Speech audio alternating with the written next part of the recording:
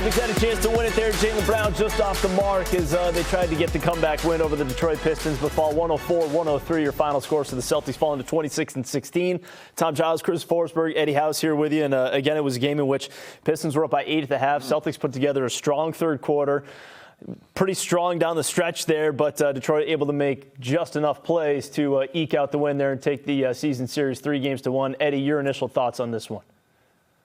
My initial thoughts was exactly what I was talking about at halftime, when you can't have more turnovers than you have assists. And we ended up with 14 turnovers and only 13 assists.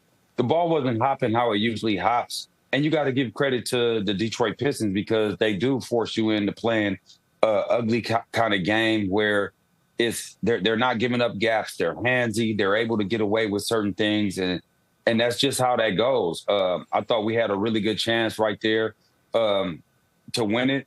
You know, late we kept chopping, and we got right there, and we just never could get over the hump. And we just have to be better. You know, 14 turnovers, not that many, but 13 assists. That's not that's not what the Celtics brand of basketball is. Yeah, my big takeaway is give me 7 games of that in the Eastern Conference Finals. Those are clearly the best 2 teams in the Eastern Conference, and it'll look a little different by the time we get there. But all those matchups, all 4 of those regular season battles were super fun, super physical. They each had their own little storyline. I thought Jaylen Brown was fantastic tonight and gave you a chance. And I actually liked the last play. You got him going to his right hand. He actually probably put a little bit just too much on it because he had been so gassed at the finish line, but was giving you a chance to at least be there and to have a winning shot. Like, all right, you know, tip your cap. The Celtics had too many errors along the way. Derek White needs to be better in games of this magnitude.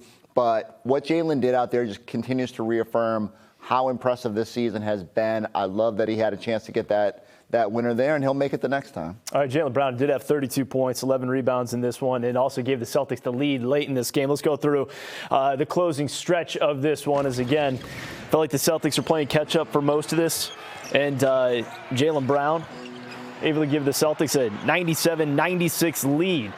But Tobias Harris, our Philly fans in the house, well, you know, our Philly guys have said they've never seen Tobias Harris hit that shot, at least in Philadelphia. He was hitting them tonight, hit that 3, and then Cade Cunningham with the floater. Maybe the only bucket he got over JB the whole night.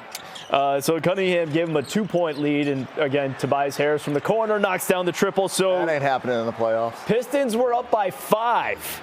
Jaylen Brown, though, keeping them in it. Tough bucket here off the glass. Made it 104-101. And then Jaylen once again with the tough floater. So it's a 1-point game, 104-103 at that point. Now, Detroit would get an offensive rebound and an extra look here. Ball goes out of bounds, so the Celtics get possession, 4.4 on the clock. And here's the final play that Chris just described. Jaylen Brown going to his right, working against Tobias Harris. Oh, I don't know how it doesn't bounce in. It looked like it was hanging up there long enough that it just might. But that's how the Celtics, who again rallied to take a lead there late in the fourth quarter, unable to get the final shot there. But Eddie, your thoughts on the final possession there and the look Jaylen got? You can't be mad at that. Jaylen was balling. You know, you just said how many points he had. He had the 32 points. You put the ball in your best player's hands at the end of the game, getting him into his spot. He got to his spot. He took the shot. And it just didn't go in. You can't be mad at that. Yeah, I thought they were trying to post him up at first, but then he came up and got the ball. And that's all you want is like a little bit of live action, going at the basket. He's been so good. He can get the read there. He can either pull up or try to get to the rim against a guy like Tobias, and knowing that there's going to be a bunch of help coming over with a Thompson and Duran, you just have to probably go up with that shot. But, I mean, that's his spot. Mid-range has been his place to feast this year, and so I have no qualms about that. The Celtics have so rarely gotten a good look in that instance that it's kind of refreshing that they got that good of a look. Would love to have seen it fall, but, you know, I have no problems with the way that JB carried him in this one. It's a physical game, too, on both sides. There were a lot of fouls, but it felt like, especially, it was a grind. I mean, all those buckets we just showed for Jaylen Brown there in the fourth quarter. I don't know how he had any energy left at the end. Like, the last 2 minutes, it looked like he was on fumes, and then he still had a couple buckets to just give you a chance to get that. The floater that he hit over Duran in traffic, like, JB was amazing in this game, and when you consider what he was having to expend on the other end to defend Cade, ultimate respect. You start thinking, I mean, we'll nitpick now.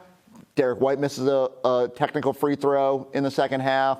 Like, Jaylen missed 2 big ones at the end there. We'll start going over and thinking of opportunities lost there, and the turnovers certainly in the first half. But again, that's what playoff basketball is going to be like. You just got to be great in those moments. Eddie, you talked about the physicality as one of your keys. How did you feel like the Celtics responded to the physicality?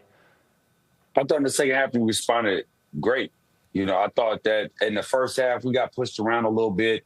We allowed them to be handsy, but then we started using our physicality, being handsy with them as well, and all the little small details of the game of, you know, making sure you box out, making sure you put a body on somebody. That physicality is what I'm talking about, not hitting somebody upside the head, you know, or elbowing anybody. I'm talking about you just being physical so you could get your position. And I thought we owned our space in the second half.